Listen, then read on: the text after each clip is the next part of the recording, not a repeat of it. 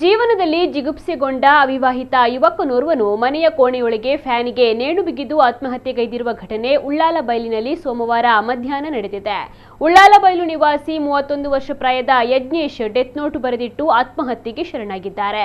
ಯಜ್ಞೇಶ್ ನಿರ್ದಿಷ್ಟ ಕೆಲಸವಿಲ್ಲದೆ ಜಿಗುಪ್ಸೆಗೊಂಡಿದ್ದನಂತೆ. ಸೋಮವಾರ ಮಧ್ಯಾಹ್ನ ಮನೆಯಲ್ಲಿ ಯಾರೂ ಇಲ್ಲದ ವೇಳೆ ಕೋಣೆಯ ಫ್ಯಾನಿಗೆ ಸೀರೆಯಿಂದ ನೇಣು ಬಿಗಿದು ಆತ್ಮಹತ್ಯೆಗೈದಿದ್ದಾರೆ.